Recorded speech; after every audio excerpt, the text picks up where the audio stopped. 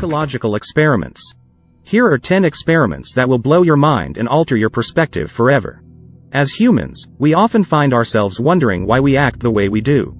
The truth is that despite our best efforts to know thyself, we know surprisingly little about our own minds and even less about the way others think.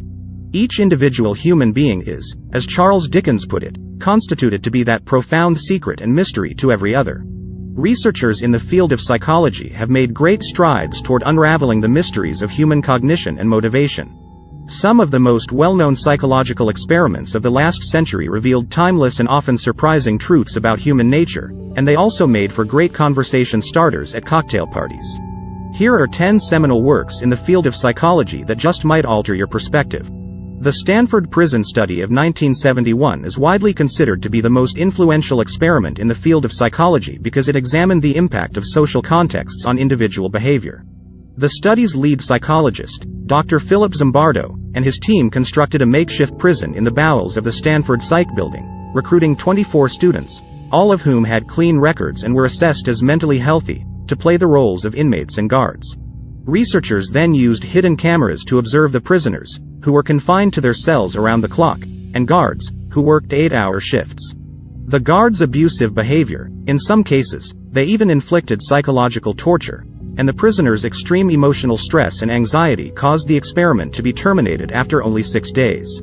Zimbardo told American Scientist that the guards became increasingly aggressive toward the prisoners as they were stripped naked, had bags placed over their heads, and were forced to participate in humiliating sexual activities. It got out of hand after 6 days, and I couldn't sleep for fear of what the guards might do to the prisoners. In most cases, we fail to recognize obvious phenomena. Assume you have a firm grasp on the goings-on in your immediate environment. There's a chance you're not nearly as perceptive as you believe. Harvard and Kent State University students conducted an experiment in 1998 to see how much detail pedestrians on a college campus noticed. As part of the study, a dummy approached a real person on the street and asked for directions. 2 men with a heavy wooden door walked between the actor and the pedestrian while he was giving directions, completely obstructing their line of sight for a few seconds. During that time, a new actor took his place, one who was noticeably shorter, thinner, and of a different build. He also wore different clothes and had a different hairstyle and voice. Half of the people in the study didn't even realize there was a switch.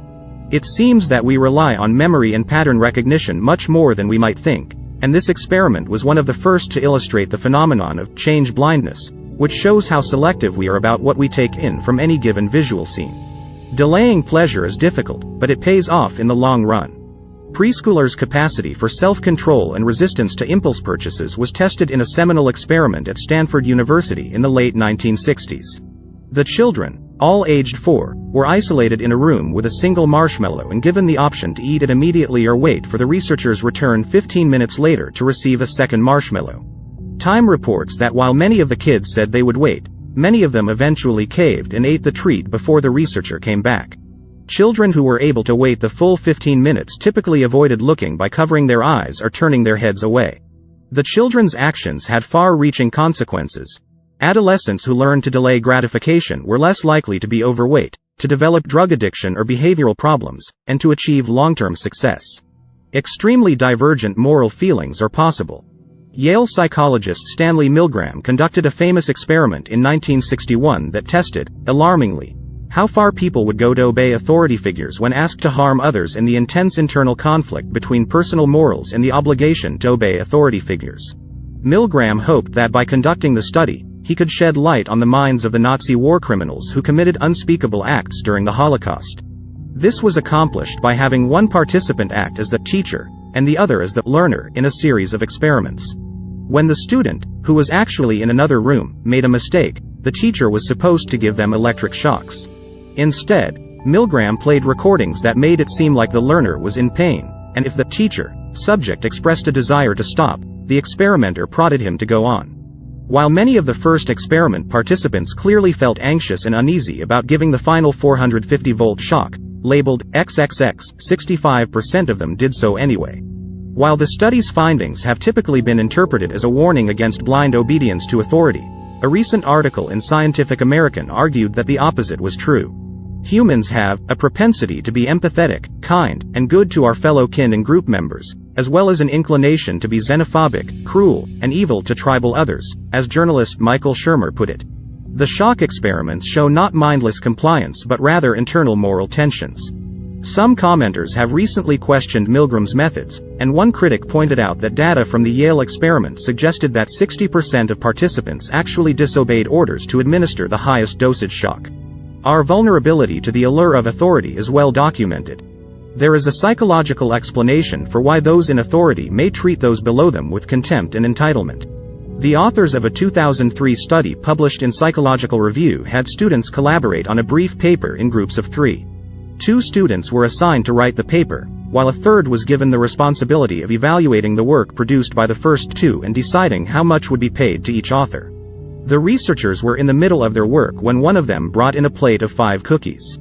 The boss always ate the 4th cookie, and he or she would eat it with their mouth wide open, even though the last cookie was never eaten. Psychologist Decker Keltner, one of the study's leaders, wrote in an article for UC Berkeley's Greater Good Science that, when researchers give people power in scientific experiments, they are more likely to physically touch others in potentially inappropriate ways, as well as flirt more directly, make risky choices and gambles, make first offers in negotiations, speak their mind, and eat cookies like the Cookie Monster, complete with crumbs on their chins and chests. This landmark experiment in social psychology from the 1950s sheds light on the potential psychological underpinnings of why social groups and countries find themselves embroiled in conflict with one another and how they can learn to cooperate again. Muzaffer Sharif, the study's leader, sent 2 groups of 11 boys, all 11 years old, to Robbers Cave State Park in Oklahoma for summer camp. There was a week of fun and bonding that the 2 groups, called the Eagles and the Rattlers, had without knowing about each other. When the 2 groups were brought together, the boys immediately began calling each other names and picking fights over who would win at various games. Sharif then devised experiments to try to reconcile the boys by having them engage in leisure activities together, which was unsuccessful, and then by having them solve a problem together, which was successful, which ultimately began to ease the conflict. The Harvard Grant Study, one of the longest and most in-depth longitudinal studies ever conducted, tracked 268 male Harvard freshmen in the classes of 1938 and 1940, who are now well into their 90s, for 75 years, collecting data on many different aspects of their lives on a regular basis. That's the overall verdict, right? The only thing that really matters in life is love, at least when it comes to determining how content you will be with your life over the long haul. Psychiatrist and longtime study director George Vaillant told the Huffington Post that 2 things are essential to a happy life. Love is the first. The other is figuring out how to deal with hardships in a way that doesn't make it harder to stay in love. One subject, for instance, had the lowest predicted future stability of any of the subjects and had attempted suicide before the study even began. However, he was among the happiest people in the world in his final years. Why? Vaillant says of him, he spent his life searching for love.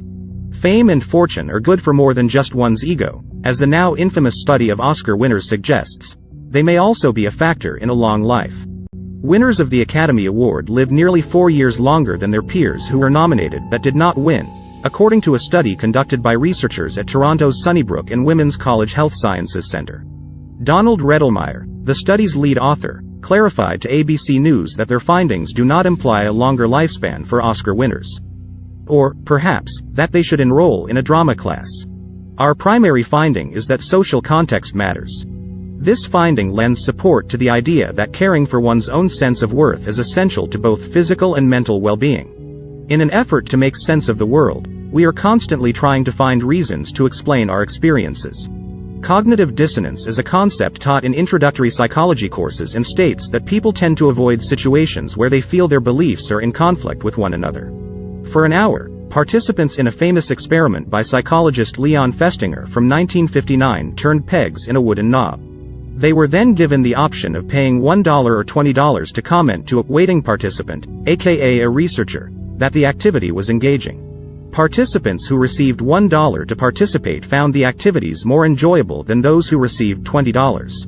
What did they conclude? Those who were paid more believed that they had good reason to spend an hour on the mundane task, while those who were paid less than $2 needed to say that the activity was enjoyable in order to make peace with the gap between their beliefs and actions.